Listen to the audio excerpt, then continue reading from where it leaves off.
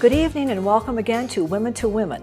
I'm Carol Paz, your hostess, and as usual, we have another very special lady with us that it's going to bring the generations together, I think. But before we introduce Toni Harsh to you formally, I'd like to thank our sponsors, Carpenter Nevada LLC, importer of fine Portuguese olive oil, balsamic vinegar, and international teas, as well as Villa Basque, home of Pete's famous Basque chorizo.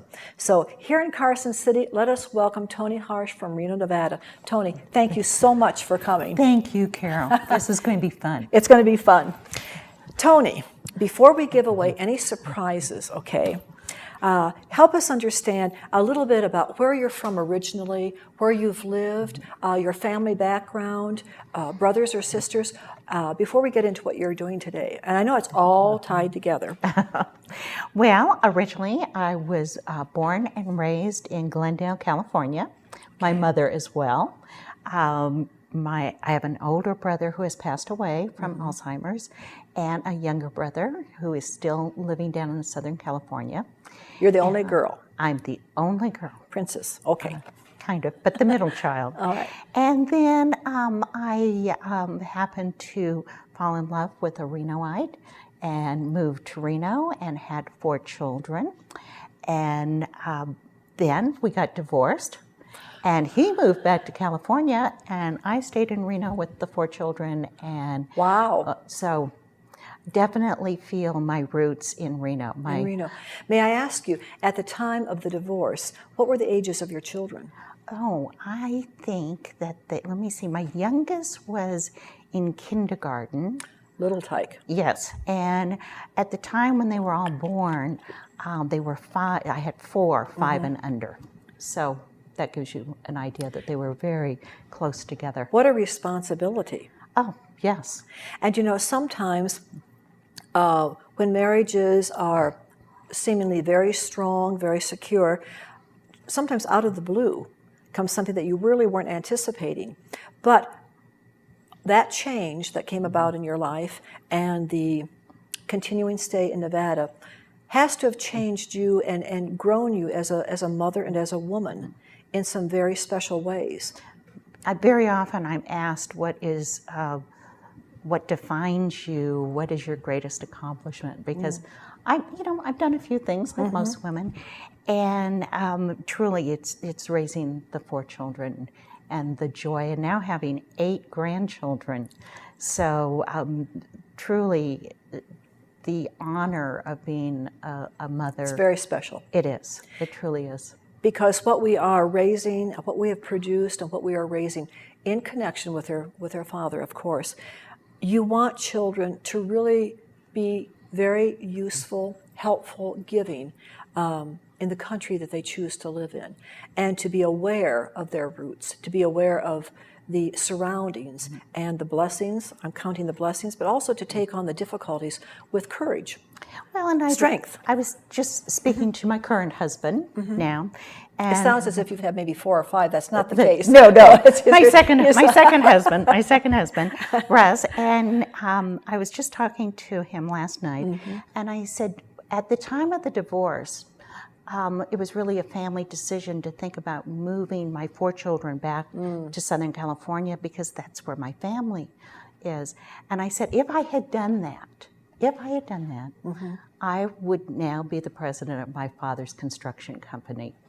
And how different my life would have been. But I had 4 children, they all had friends, in school, a wonderful community, great education system, and we just felt as a family that it was more important for me to be here in Reno with that support of friends. And the closeness, I mean, the family still was very close and came back and forth quite a bit. That's good that they have that both sides connection. And it's also wonderful that friends become substitute as family quite often in all marriages as children grow up. And it's very interesting. I was single for such a long time. I was divorced in 1982 and did not remarry until 2006, so that's quite a long time. It is. And most of the people always considered, I guess it's because I had a large family, that we were a complete family. They didn't think of, we were always included in all the family activities as far as skiing or family trips or whatever. Now, Toni, you mentioned that you could have been president of your father's construction company. In our little conversation that we've had prior to tonight, there are other activities that you've been involved with which are professional, which are business oriented. What all does your background include in terms of what you have done with your life in terms of business, in terms of community activity? Well, look, when my mother passed away at a very early age, she was 58, and at that time then I became a partner in the family business, and which has continued today in Southern California. My father's construction company does not exist at this time. However, we still have a family business which is involved in building and development of property in Glendale. And you're also a teacher. I was a teacher at Hug High School in Reno, and then went on to start my own business called Professional Filing Service, and did that. What does that mean, professional filing service? Oh, we don't even do that anymore, but at one time, accountants and attorneys would receive all of this paper to update their Nevada revised statutes or their accounting things, and that had to be maintained in a library. And so what we would do is we maintained their libraries for accountants and for attorneys. Now it's all done with the internet and updates on that. But having started from ground zero with a business like that says to us, not only the listener, but also says to me, that you have a good financial sense, a good financial head on your shoulders. Thank you. You're an organizer. You can't be a teacher without being an organizer, and you can't keep files without being organized. So you have some gifts there in your personality, in your makeup, that speak to me about strength. It speaks to me about determination. It speaks to me about going ahead. Sometimes when you don't know if everything is going to come together, and very seldom do we, but that ability to say, I'm going to keep going on this path because it's the one that makes the most sense. It's the one that I'm doing for the family. Not just for myself, but I'm doing it for us. So my hat's off to you. Thank you. With 4 children to raise and to keep a foothold in a community that received you is a wonderful compliment to your abilities. Now, Toni, this family business that you're involved with, okay? And as I intimated, it's going to bring generations together because it all hinges on a very famous relative of yours, whose name is? Casey Stengel. Did you hear that? Casey Stengel. Do you know who that man is? Probably if you are 35 and 40 and over, what? She's connected to Casey Stengel family? Yes, she is. How? Well, it's interesting that, of course, Casey Stengel was born in Kansas City. That's how he gets his name, KC. And he went up he played professional ball from 1910. Then he was called up to Brooklyn in 1912 to play in Brooklyn. And as things developed, there was also, again, my family's from Glendale, California. So my aunt, Edna, happened to go back east to... Who was the wife of Casey. Happened to go back east to New York, and she was a very astute businesswoman as well and worked in the Los Angeles County Treasurer's office. So anyway, so off she goes to New York for this trip. And she knew some baseball people and things like that. So she had never been to a baseball game.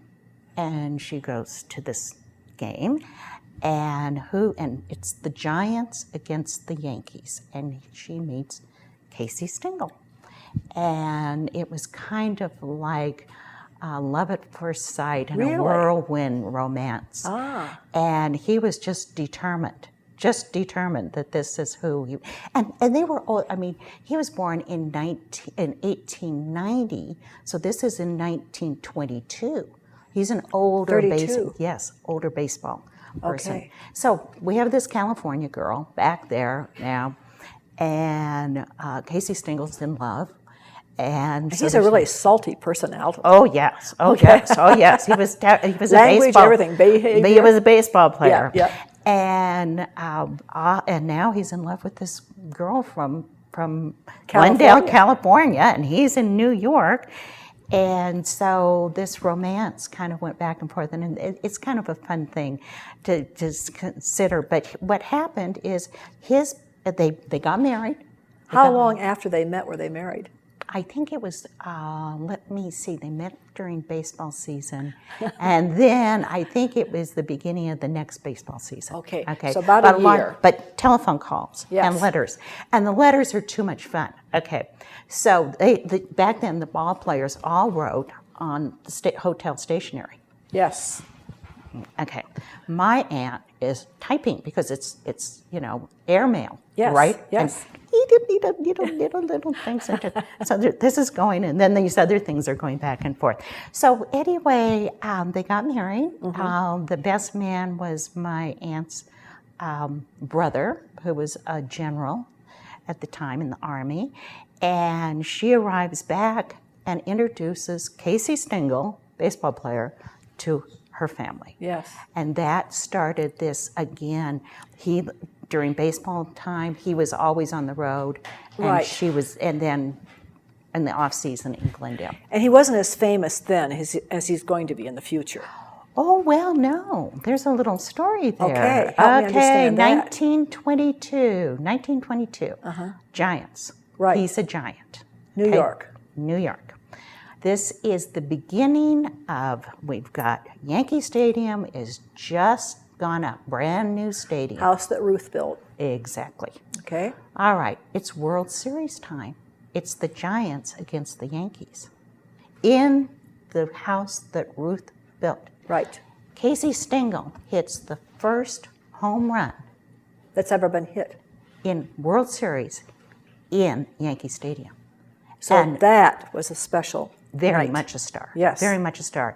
And here comes this inside the park home run that was written about. I mean, he's an older player. Yes, yes. Don't forget, he's an older player. Right, and he's making this inside the park home run and sliding into home and in front of the home crowd in the house that Ruth built. So he was definitely in his time with the Giants.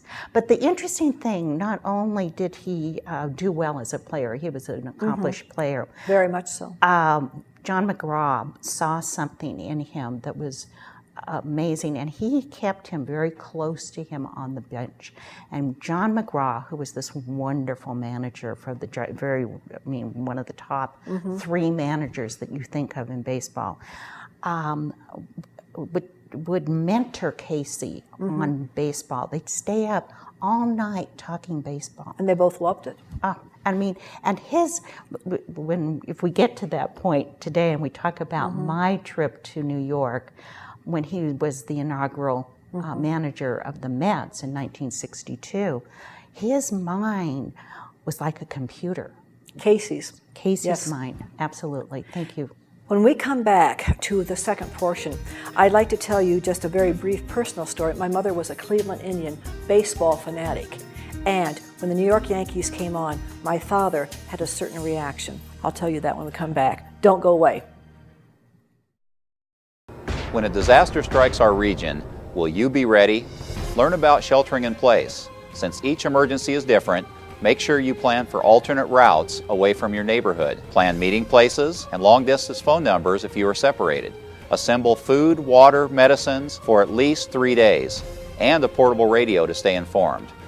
Remember, make a plan, assemble a kit, stay informed, be ready. For more information, contact your local emergency manager. Are you looking for a healthier lifestyle? A more nutritious diet? Do you care about quality? If your answer is yes, or if you are just curious, come into Villa Basque Deli and Cafe right here in Carson City, Nevada. Discover fine Portuguese extra virgin olive oils, vintage balsamic vinegars, and a wide assortment of international health teas provided by distributor Carpa Nevada LLC. In addition to these terrific items, Villa Basque is also the home of Pete's famous Basque chorizo, handmade on the premises from Pete's secret family recipe. Satisfy your culinary curiosities. Don't delay. Here is something informative and inspiring.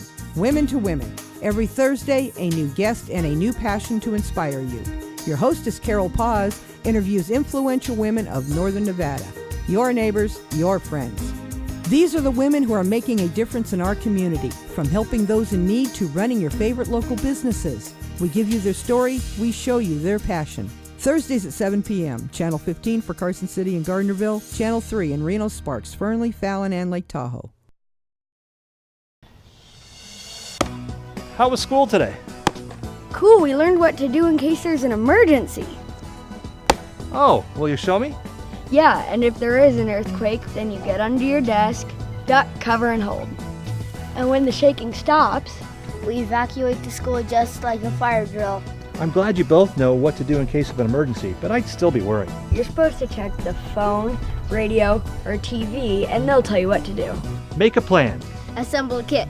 Stay informed. And be ready.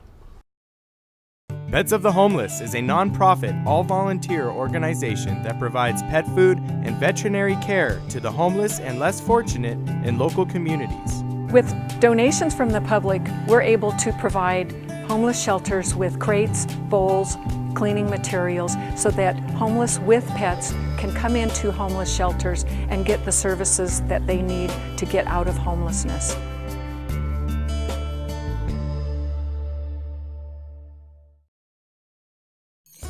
Welcome back to the second half, and we are with a real baseball lady, okay? She is the grandniece of Casey Stengel.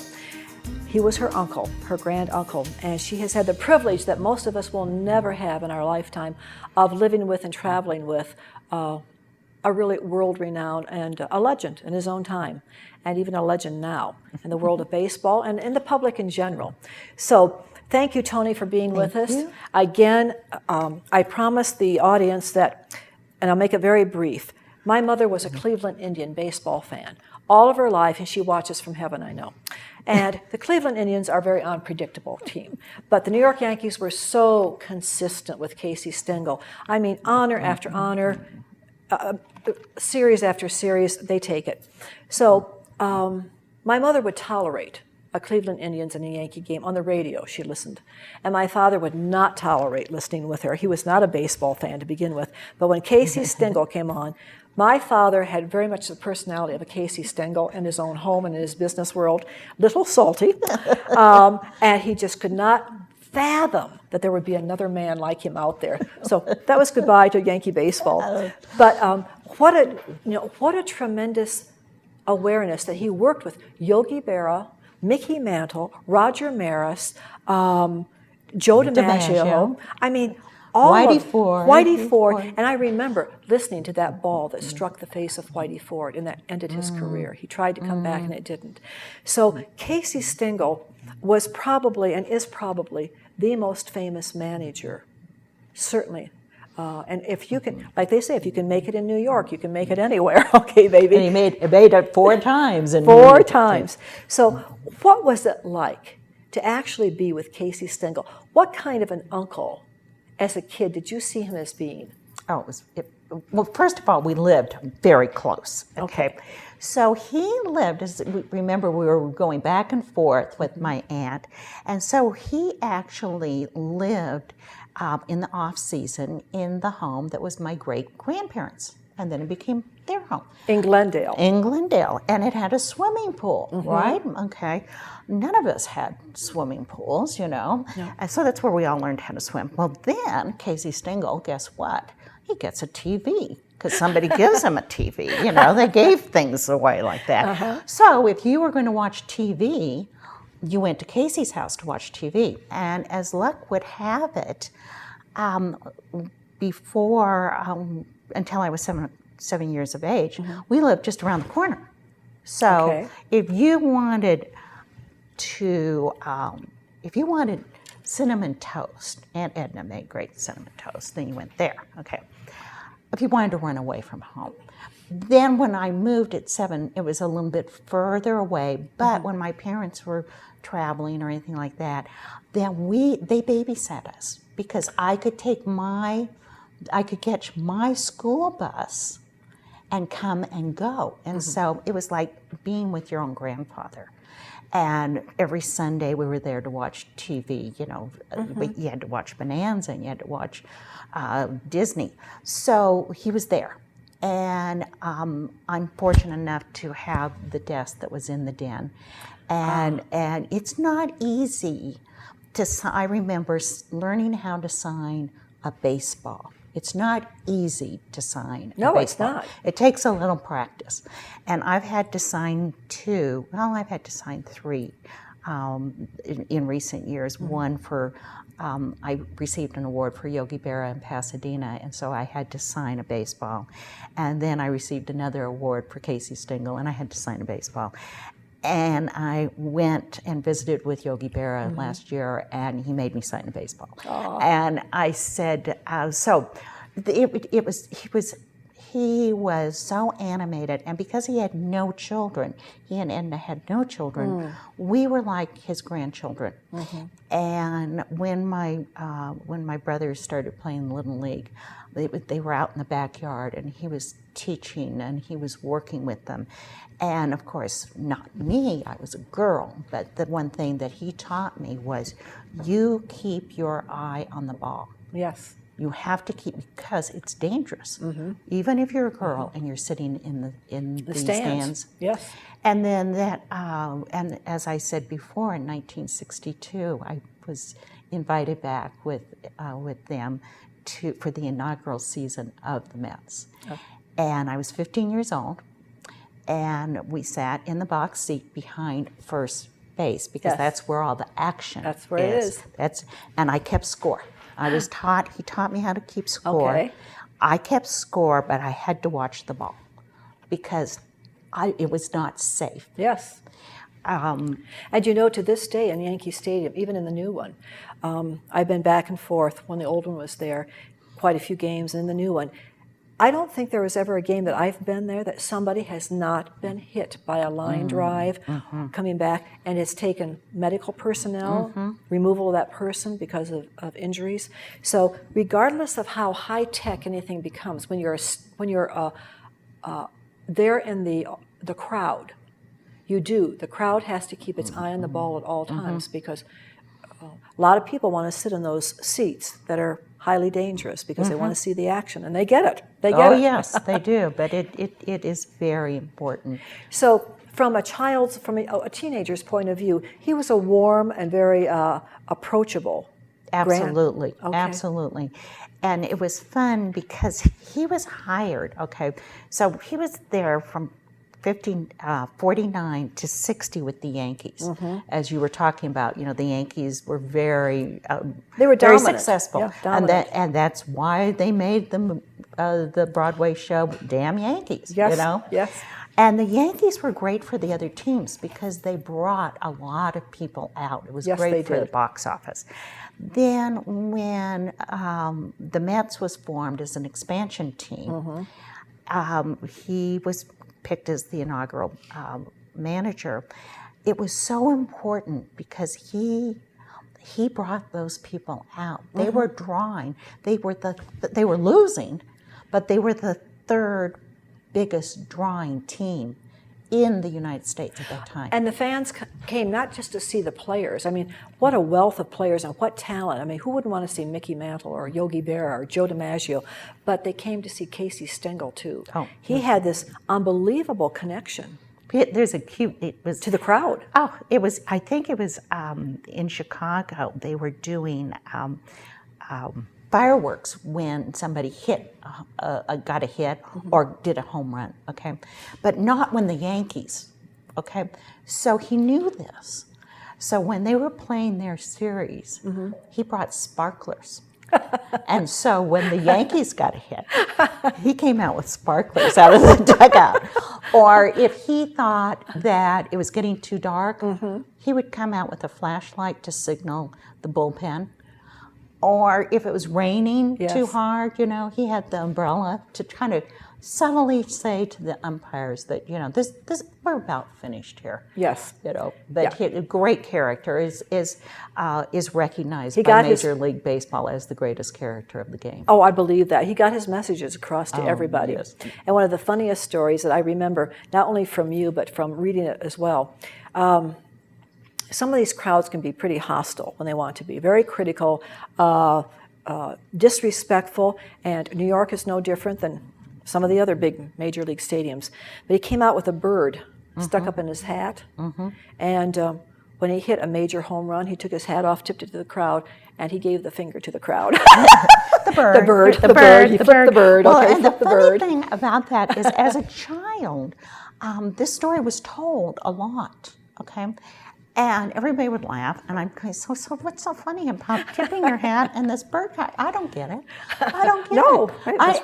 I did not get that until, I would say, maybe 4 years ago, maybe when I was sitting talking with Jerry Coleman, and he explained that to me. It was a Casey Stengel move. Yeah, and I'm just going, oh, that's, I didn't get it before that. Okay, it was very Toni, subtle. before we close the program, I know that you are vastly involved with projects concerning the Stengel estate. So briefly, can you tell us what's on your bucket list to do here with Casey? 3 things. 3 things. In no particular order. Okay. But I was given this amazing legacy. I mean, it's amazing. And I just thought to myself, what can I give back to the world? Because Casey was always about giving back to the world. Okay. And so I talked to Yogi Berra, I talked to Jerry Coleman, and I said, you know, what's the story about Casey Stengel that the world now needs to hear? Okay. And they, without a doubt, said, now it's all about the money. Now it's about playing as a professional in these $1 million contracts. Back then, it was about the team. It was about playing as a team, winning as a team, losing as a team, but always moving that goal forward as a team. And so what we're trying to do is in 2007, I formed a nonprofit organization called the Casey Stengel Baseball Center. And the mission, and you can look us up on the web. It's caseystengel.org. And what we work on is about that idea of working as a team, how important it is to work as a team. And that is a virtual, you can go on and see different pictures, and it's a virtual center, so to speak. And we do want to move on and be able to travel with that or locate it in a location at some time. Okay, and very briefly, we're running out of time, but I think there's a movie consideration, right? We are considering a movie, and again, the focus of that movie is playing as a team. And we think that that story is so relevant for America today. It brings us back to places where we need to revisit, doesn't it? Yes, it does. So that is going on, and then a national award recognizing Casey Stengel. So that's our 3 focuses right now, and I would love to hear from people, and they can contact me through caseystengel.org. Well, we want to just say thank you so much for bringing Casey back to us, okay? There's so much to learn from his life and from the way he faced the games and worked with the players. So, Toni, thank you. We hope we see you again. Thank and you. all those projects come true. Oh, all right. You know I'm going to work on them. You have Stengel blood in you. So we want to thank our audience and thank our sponsors again. And remember, you can email us, and you can also visit us on Facebook. So until next week with a brand new guest, we thank you for being with us. We hope you enjoyed it. Take care. Have a good evening. Bye-bye.